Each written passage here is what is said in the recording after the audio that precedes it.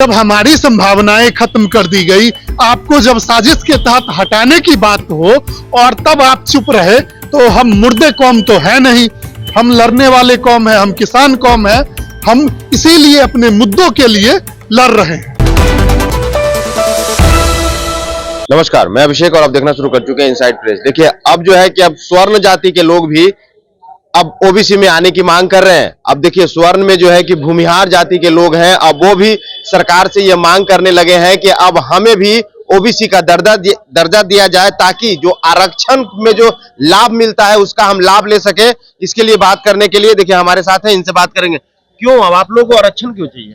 देखिए भाई साहब, हमारी एक बड़ी साजिश ये बिहार के राजनीतिक दल जो कर रहे हैं, आरक्षण को बढ़ा के 75% कर दिया गया और 25% जो जनरल कैटेगरी था उसके डोमिसाइल को रद्द कर दिया गया।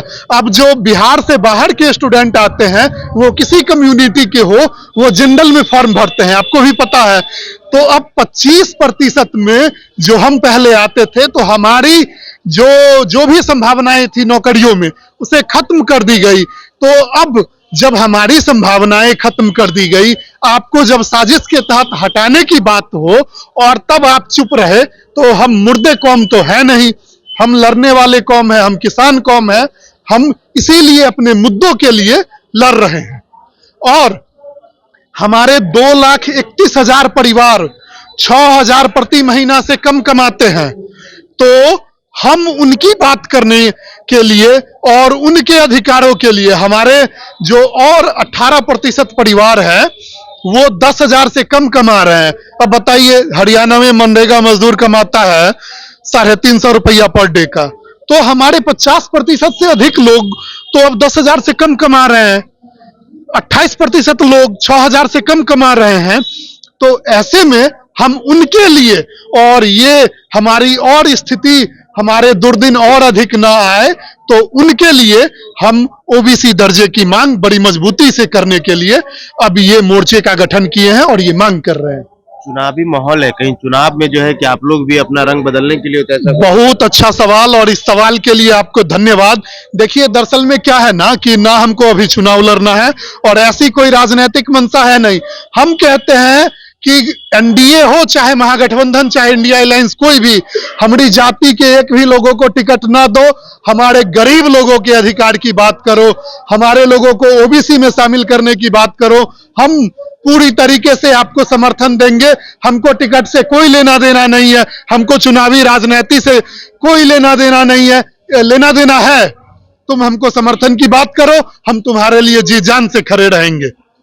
अभी आप जो है कि अभी आप अंदर में जो है कि एक बात चल रही थी कृष्णा सिंह का जो है कि भारत रत्न पुरस्कार को लेकर के, तो कहीं ऐसा तो नहीं है कि कर्पूरी ठाकुर को भारत रत्न मिला, इसलिए आप लोगों ने कर्पूरी ठाकुर को भारत रत्न मिला, ये बिहार के लिए बड़ी बात है। और मेरा घर समस्तीपुर है, तो मेरे लिए व्यक्तिगत रूप से ये गर्व की बात है कि हमारे जिले के लोग अब भारत रत्न के भागीदार हैं। तो अच्छी बात है, कर्पूरी ठाकुर जी को मिला। लेकिन श्री बाबू ने बिहार को औद्योगिक हब बनाया था। बिहार उस समय दूसरी सबसे बड़ी अर्थव्यवस्था थी। श्री बाबू ने दलितों को मंदिर में हर एक जगह पूरे बिहार में प्रवेश करवाया था।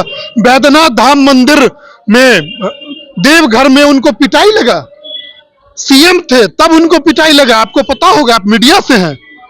उन्होंने दलितों के लिए इतना संघर्ष किया, सोचिए उस समय कितनी छुआछूत की बात थी।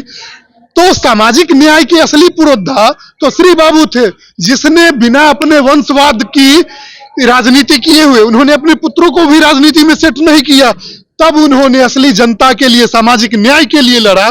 तो इस चीज के असली हकदार सामाजिक न्याय के तौर से देखिए, चाहे विकास के हब में देखिए, सिर्फ और सिर्फ श्री बाबू सबसे पहले थे। हालांकि कर्पूरी ठाकुर जी को मिला, तो पूरे बिहारवासी रामनाथ ठाकुर जी, कर्पूरी ठाकुर जी भी बधाई के पात्र है। लेकिन अब भारत सरकार को श्री बाबू के बारे में निश्चित रूप से सोचना चाहिए।